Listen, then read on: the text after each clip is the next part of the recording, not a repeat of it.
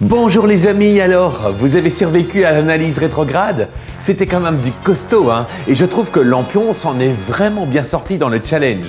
Bon, aujourd'hui, ça va être plus léger. Plus léger, mais pas moins important. Je vais quand même vous parler d'une série mythique, cultissime, Rocky Balboa, mon héros. J'ai toujours regretté que la seule fois où j'étais à New York, je n'ai pas eu l'occasion de faire un saut jusqu'à Philadelphie pour moi aussi gravir les fameuses marches de la bibliothèque. J'étais tout proche, à seulement 150 km. Mais je n'y allais que pour 4 jours et j'ai été complètement accaparé par mes rencontres avec Glenn Whitney, le directeur du MoMAT. Eh oui, j'étais pas là en vacances, j'ai été reçu par toute l'équipe du National Museum of Mathematics. Je voulais m'inspirer de ce fabuleux endroit pour la création de ma maison des maths en Belgique. Mais bon, ça, c'est une autre histoire. J'avais déjà fait un clin d'œil à la saga Rocky dès le lancement de ma chaîne, mais aujourd'hui, je vais vous dévoiler un pouvoir assez incroyable que possède l'astre du désastre, le contre-Hulk de l'Uppercut, le danseur massacreur, j'ai nommé Apollo Creed.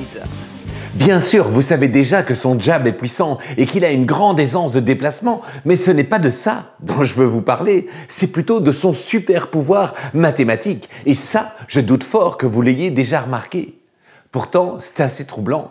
Vous allez voir. Plus jamais vous ne regarderez Rocky IV de la même façon, car c'est dans ce film, précisément, qu'Apollo nous illustre son super pouvoir. Souvenez-vous, au moment où Ivan Drago, le killer russe 1,97 m pour 130 kg, au moment où il atterrit sur le sol américain, Creed est dans sa piscine. Et c'est là qu'il a la pire idée de sa vie, vouloir affronter Ivan Drago, le grizzly de Sibérie.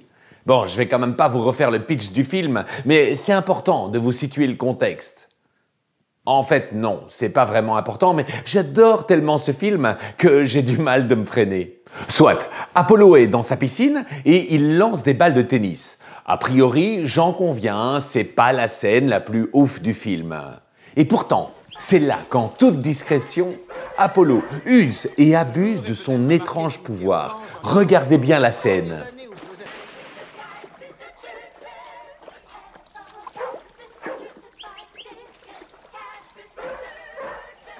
Ce jour est peut-être à marquer d'une pierre blanche dans l'histoire du sport. Après des années où... Alors, vous avez vu? Comment ça? Vous avez rien vu? Replay. Bon, là, regardez bien.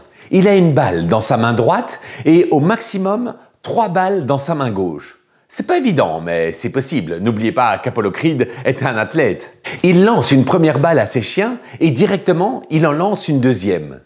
Et au plan suivant, il a encore 3 balles en main. Et c'est pas fini, hein? De nouveau, il en lance une première et même une deuxième. On est bien d'accord. Pour vous comme pour moi, 3 moins 1 égale 1.